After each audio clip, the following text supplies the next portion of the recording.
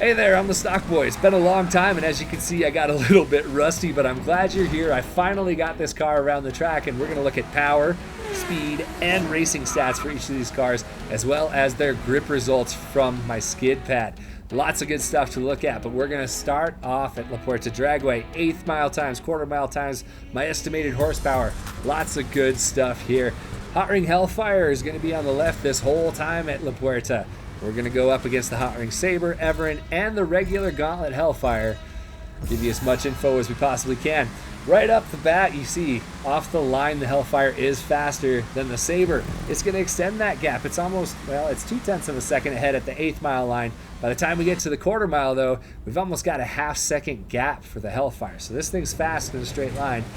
We also know that Everon's a little fast in a straight line. So we're going to have to see if it can keep up with this guy here. But that's what we're doing now. Oh, we got a 300th of a second lead for the Hellfire off the line. Heading here to the 1/8 mile, though, we get a little bit more of a gap. We're still only talking 400ths of a second, but watch what happens. The Everon crawls back, and it's only 200ths of a second off by the time we hit the 1/4 mile. That's something to pay attention to a little bit later in this video. We've got the Hellfire versus Hellfire battle, though. Is the new Hellfire faster than the original? Well, not off the line it isn't. 4,000ths of a second off. As we get to the 1/8 mile, it's now 500ths of a second off, and it's not quite going to crawl back like the Everon did. A 1/10 of a second gap between the two. Looking at all these power stats, though, we've got both Hellfires on top with the original at the very top. Both the Hellfires in the 600 horsepower range. The Hotring Everon almost hitting 500 horses. The Sabre is not quite there, so there is a bit of a gap between the Hellfire Everon and Sabre here. Today's episode is brought to you by Premium Deluxe Motorsports and Simeon Yetarian. Simeon wants you to remember to support quality content. He also wants me to remind you that PDM was offering 30% APR before it was cool. You thought it was predatory lending, but he was just way ahead of his time. Moving on to some racing stats. We'll go to my skid pad first, and then we're going to do some racing at my test track. After that, we'll go to the speedway. It's a little different, but you're going to want to stick around for that battle. It'll be a split screen, which is a little unusual. Looking at these times as we go around the skid pad, or not times, I suppose, cornering G's, you're going to see they're pretty high. 2.7 for the Hotring Sabre, 2.6 for the Everon and Hellfire. If we look at cornering G's in real life, a GT3 car, which handles pretty well, only hits about 1.7 Gs. So the handling here in GTA is a bit arcade-ish. You can also see the old Hellfire down to a 2.2 Gs. We're going to see how all of that works out at my test track. We've got lap times, my PI, and we're going to start off with a little Hellfire battle here. The Hotring Hellfire on the top, you can see, is already out to a gigantic lead. The Gauntlet Hellfire on the bottom is still one of the most fun cars to drive in the game, but it's not going to be quick when it comes to cornering whatsoever. And you can see sector 1, there's already a 1 second gap between the two cars. You can see the Hellfire on the bottom struggling to maintain traction through the vast majority of these corners. That's what makes it so much fun, but you're not going to catch a car like the Hotring Hellfire driving the Gauntlet Hellfire. Highly recommend the Gauntlet Hellfire. It's absolutely phenomenal. But as far as racing goes, not its strong suit, as it loses almost another 2 seconds in the second sector alone. That corner there is really tough for the Gauntlet Hellfire. So we know this Hotring Hellfire is faster, but just how much faster is it going to be than the rest of the Hotring cars?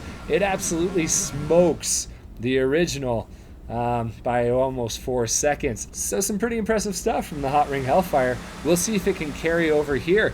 Now when we go through this first sector, you'll notice those roof flaps on the Hotring Hellfire lifting up. I'm not a huge fan of it. I actually like NASCAR in real life, so I don't love how Rockstar uses those, but it actually lets you brake really late. So brake late and throttle brake a little bit, you're going to shave some 10ths of seconds off your lap time.